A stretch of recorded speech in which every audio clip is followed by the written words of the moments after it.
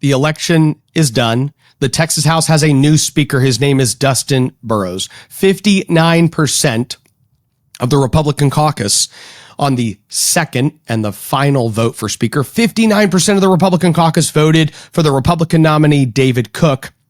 And 58% of the vote that elected Dustin Burrows were from the Democrats.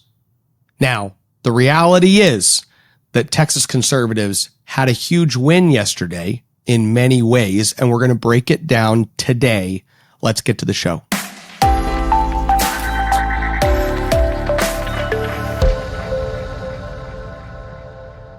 I know that many of you are upset today. You're frustrated with the fact that a majority of Democrats and a minority of Republicans broke to elect a speaker who is going to be more beholden to the Democrat caucus than would the Republican nominee have been, David Cook. I know that you're frustrated that as Republicans have united over the last year more than ever before, there is still a group of people in the Texas House that seem to want to continue to keep this division within our party alive. But I want you to understand that conservatives have won in so many ways, and today I'm going to give you 5 reasons. 1 is that Dade Phelan lost. Dade Phelan was the sitting speaker of the Texas House who basically ran and organized and became the face of this uniparty coalition that cut deals with Democrats, that moved a lot of policy, that killed a lot of conservative policy. It is incredibly important to recognize that the grassroots and the Republican Party and statewide elected officials made it very clear who Dade Phelan was, to such an extent that even his Cardinals, in order for them to maintain some of the power they have, and I say some of the power because they will never have the power that they had last session or the session before. They can't return to that because there's far too many Republicans who are saying this needs to change. So they can't go back. But in order for them to retain some of the power they had to actually switch out Dade for Dustin. Greg Bonin, when he was introducing Dustin as Speaker of the House, accidentally introduced him as Dennis Bonin, which was very ironic since one of the only Democrat who gave a speech for David Cook on the floor did a masterful job, in my opinion. And he said, basically, we have Dennis Bonin, the former speaker, basically running the show here in the House while he's a now registered lobbyist making millions and seemingly also helping orchestrate the speaker's office, right? This is a real problem of corruption in our chamber. And then fast forward, 30 minutes later, Greg Bonin is introducing Dustin Burrows as Dennis Bonin. So that was a little bit ironic. But the reality is that Dade Phelan had to resign. He had to step down. And this has now happened 3 times. Joe Strauss, as soon as the Republican caucus process was set up, said, I can't survive this. Dennis Bonin and Dustin lied. And that deception cost them Dennis's speakership. He resigned and said he wasn't running for re-election. And then Dade Phelan took the baton and continued this uniparty governance, which then became not only a problem for him, but also he had to sacrifice a lot of his Republican colleagues who lost their primaries. And then his Republican colleagues who wanted to still maintain as much power as possible said, we really need you to step down so Dustin can step in so we can still maintain as much power as possible. Dade Phelan lost, and that is because of what the grassroots conservative Republicans delivered. It's what they have accomplished for the last year. The other thing is we elected a Republican caucus nominee for the first time ever. What do you mean, Luke? We've always had the Republican caucus since Joe Strauss. Joe Strauss left because the Republican caucus process was set up. Here's what's ironic. There's a couple Republicans who wrote all these op-eds that basically said, hey, we're not going to vote with the caucus because the caucus process is flawed. It's broken. The truth is the Republican caucus process worked for the first time ever. Because the last two times we had an open speaker election, the sitting speaker candidate who won the nomination, Dennis Bonnen and Dade Phelan, announced before the vote they had the votes, and that included Democrats. They had a press conference and said, I have 76 votes.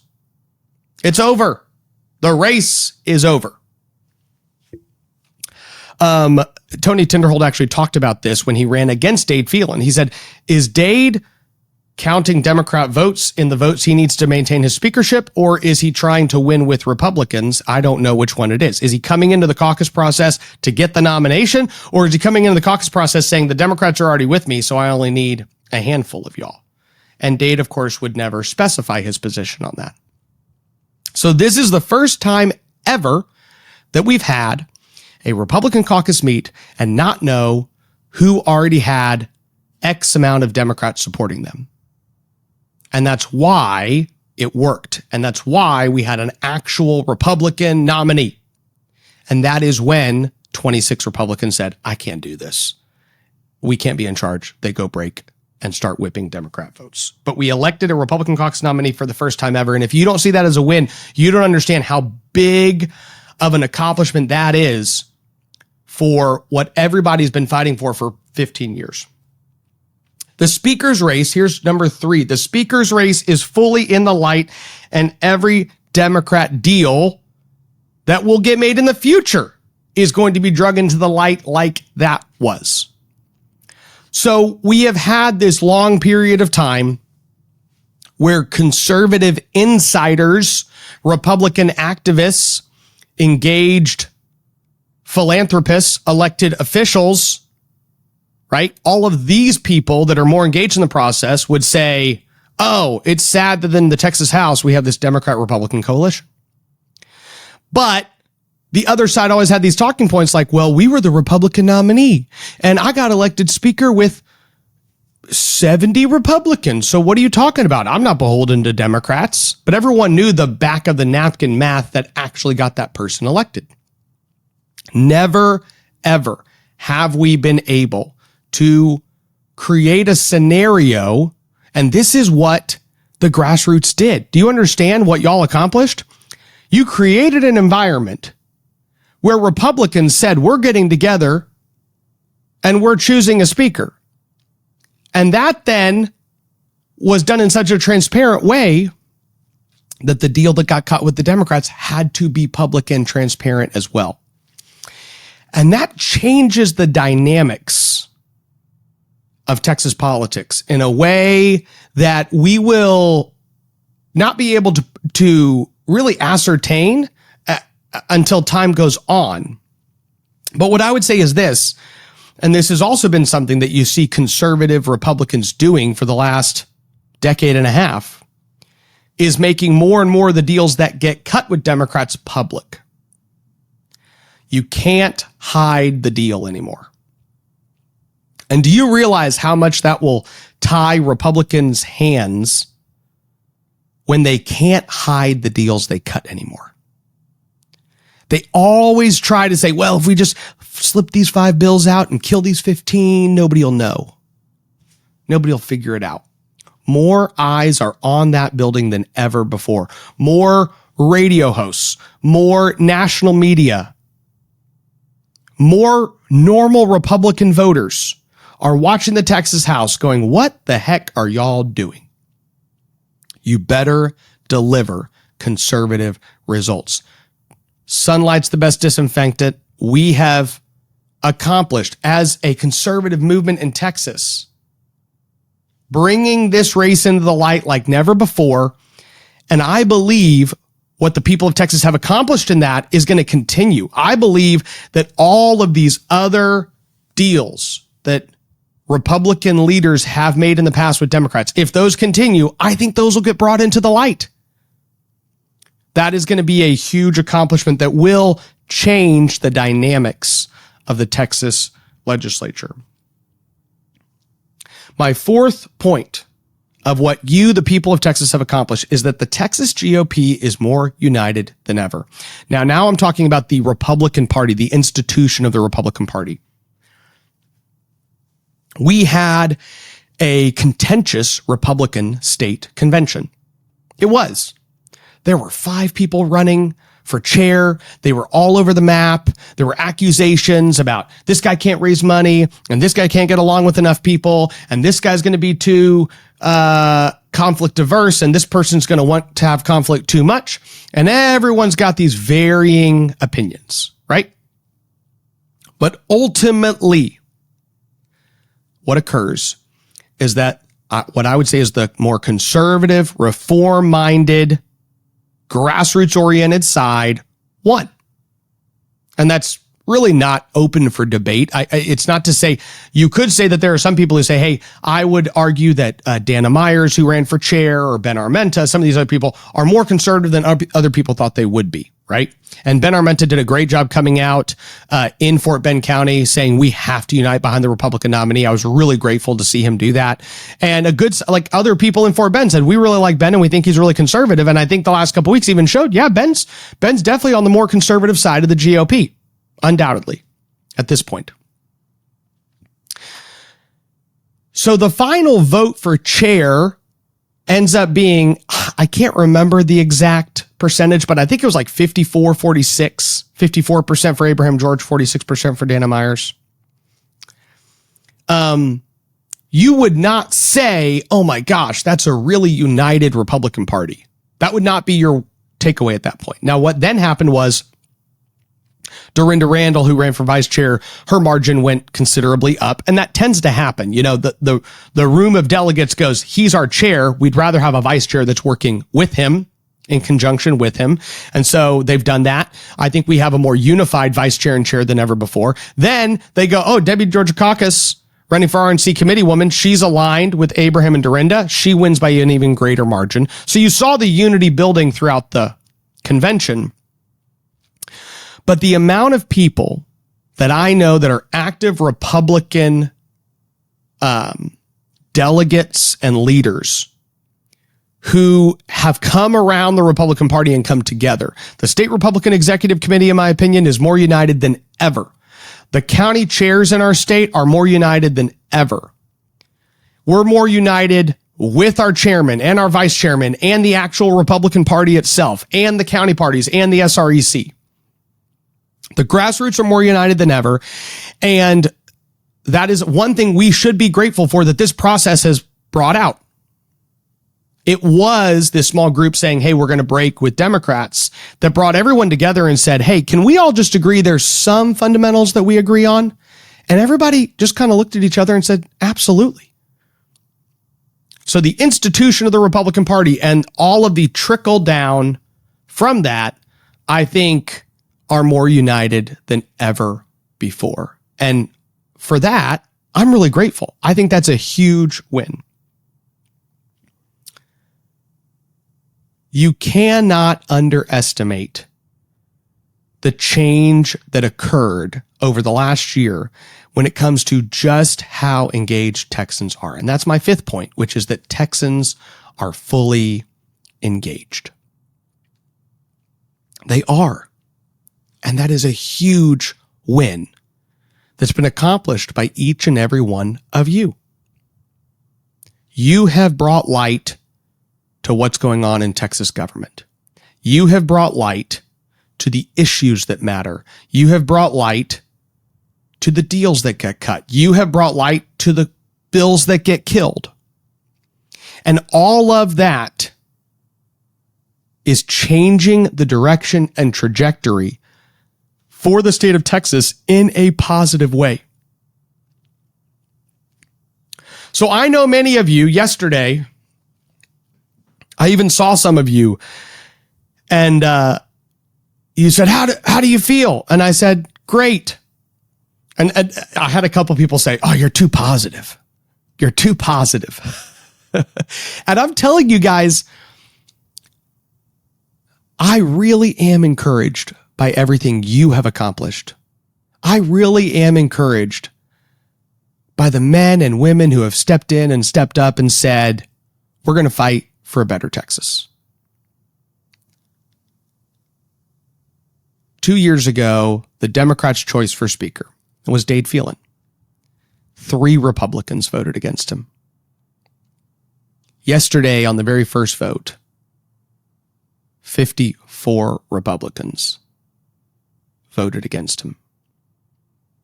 And that was Dustin Burrows, who was the Democrats' choice at that point. 3 to 54. Some people yesterday goes, what did we do wrong? What did we get wrong? How would you go from 3 to 54 and ask yourself, what did we do wrong? What did we get wrong? How did the people of Texas fail? The people of Texas have stepped up in a way that has really not been recorded in modern Texas history.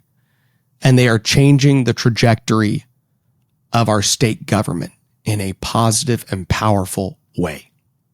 Citizens are being empowered like never before.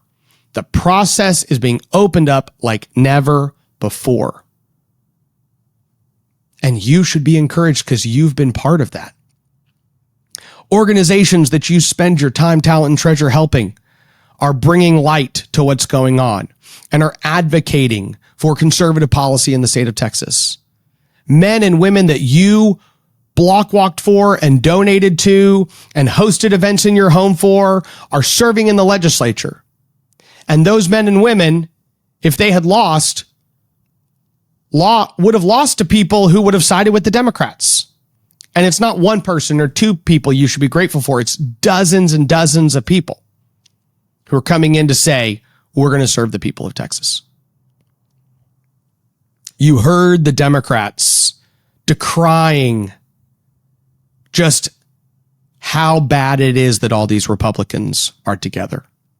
And yes, there were Democrats that even celebrated yesterday when Dustin Burrows was elected. They said, we came together to stop the takeover of the Texas House, is the way the Democrats described it, right? You have to understand, that's a fact that Democrats see yesterday as a victory for them. Meaning, they feel like since Joe Strauss, the Democrats have been a significant chunk of what keeps every speaker in power. And then they know that that benefits them when it comes to policy that they are able to kill. So they saw yesterday as a victory. And they all said it publicly.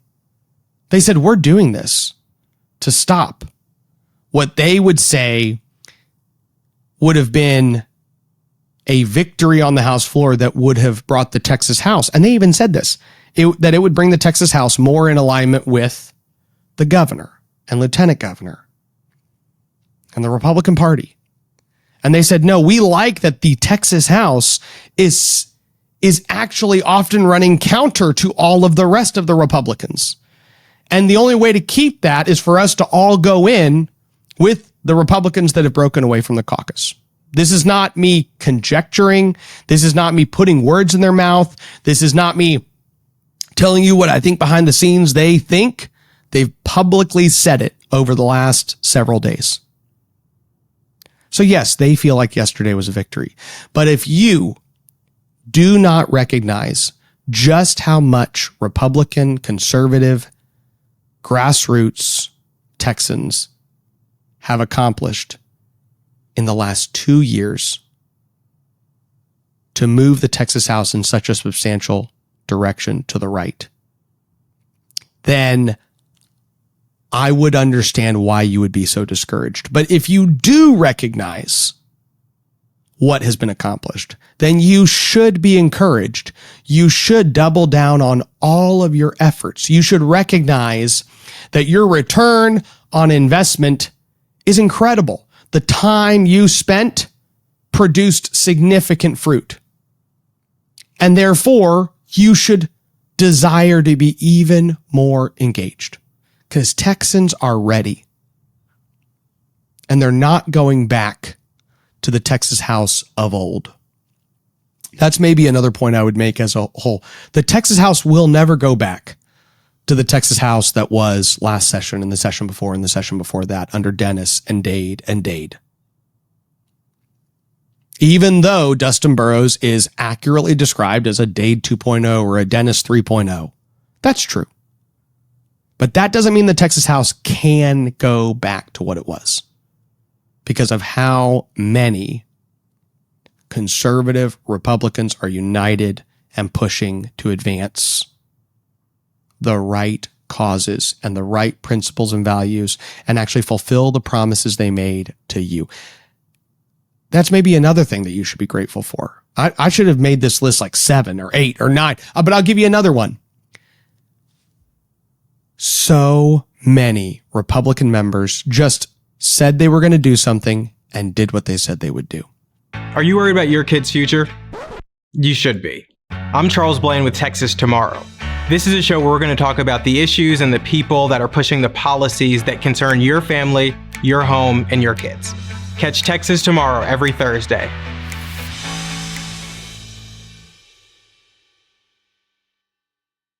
I have watched this happen a lot where people will get elected and they'll say one thing, and then as soon as they get elected, they do the opposite, right? And they go, well, I didn't see all these things that I now see. I guess I align with this group of more moderate people, right? And that happens time and time and time again. That's what, Solomon says, there's nothing new under the sun. There isn't. But to think of just how many Republicans said, this is my commitment, and then just stayed with their commitment and kept their word. I mean, guys, it would take a long time to describe to you the immense pressure every one of those Republicans was under to cave. The immense pressure they were under to cave. All the powers of that Austin swamp were telling all 54 Republicans, cave. And 2 of them switched on the second ballot. That was Sam Harless and Tom Craddock. So 52 held strong. Everybody was telling them, cave, cave, cave. Everybody in the swamp. And they said, no. We made a commitment to the people of Texas. We made a commitment to the Republican caucus. We made a commitment to the Republican delegates. We made a commitment to the people that supported us. We made it clear on the campaign trail something needed to change in Austin. That's what we're here to do. Man, that should encourage you. How many people kept their word? That should give you energy to say, I want to continue to work with all these people in Texas that are fighting to make our state a better place. The things that we're fighting for matter. They're going to determine what our children and grandchildren inherit. They're going to determine the direction that Texas goes, not for the next 2 years, but for the next 100 years. Those battles are today, and that's why we're engaged in them. I'm so glad you're engaged in them, and I'm honored to be engaged in them as well. We are blessed to not live in pale and timid times, as Ronald Reagan said. God bless you, and may God richly bless the great state of Texas. Do you want to get your news from people who share your values? Texas Scorecard, real news for real Texans.